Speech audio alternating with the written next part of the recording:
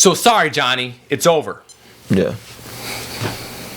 That's what happens. And then what we could do if we want to keep Johnny's job, which some business will try to do, guess what? We have to raise the price of goods to cover the costs. Yeah. That's what a business is. So how do we do that? Oh, the burger is no longer $5. It's $9.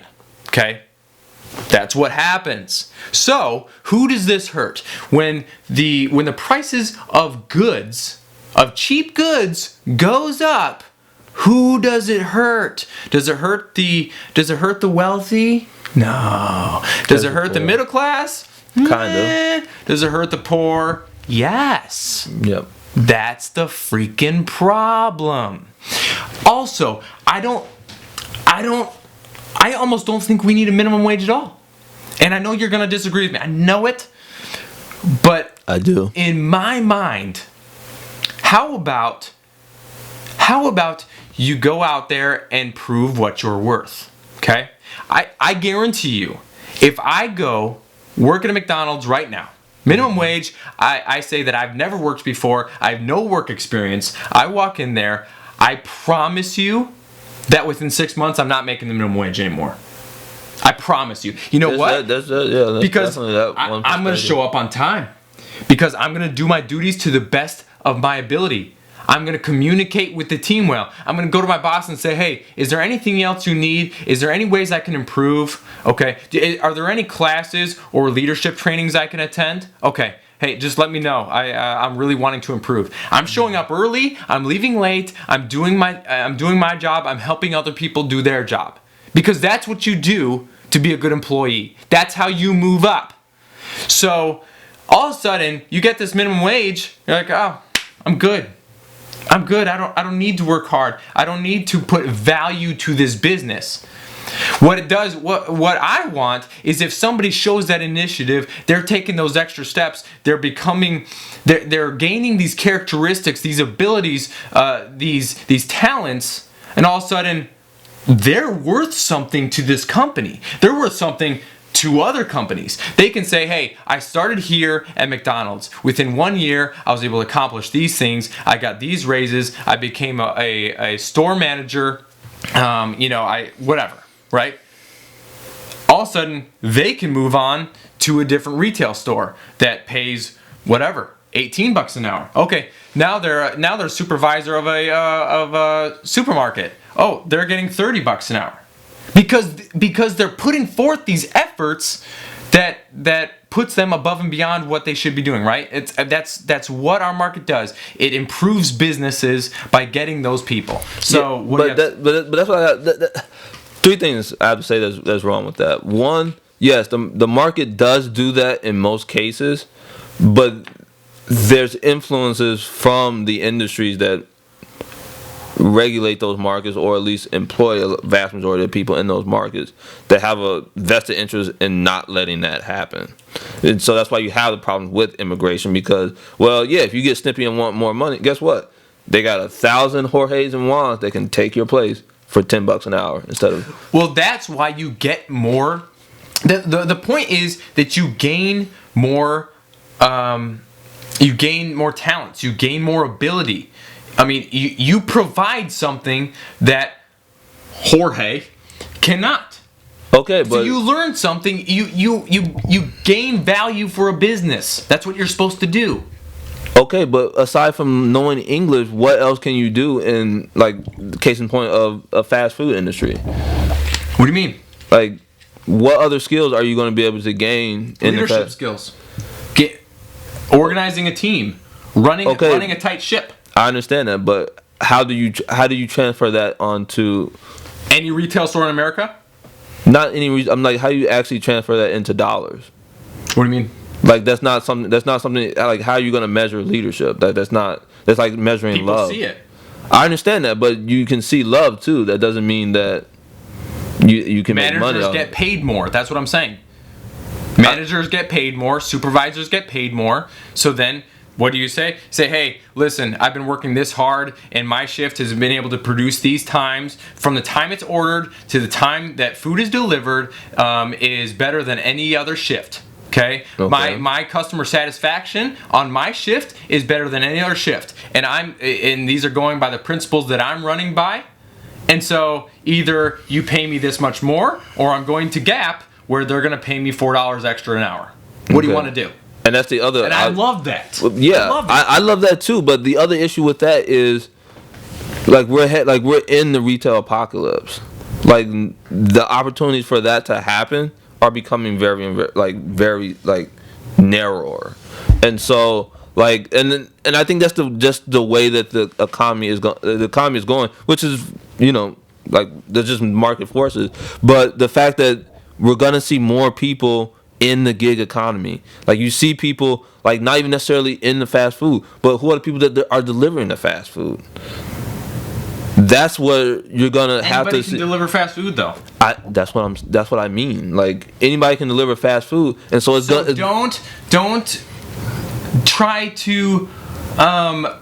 try to provide for a family doing something that anybody can do. How about first of all, don't get the freaking family if you can only gain a minimum wage. That's another topic for another day. Don't freaking gain a family. Have some freaking responsibility for your actions. But second of all, okay, things happen, blah, blah, blah, whatever. People have kids, blah, blah, blah. Okay, don't live in an ideal world, people. Again, we're here to... I'm going to go back to, if you have a child that you need to take care of, go out and freaking learn something.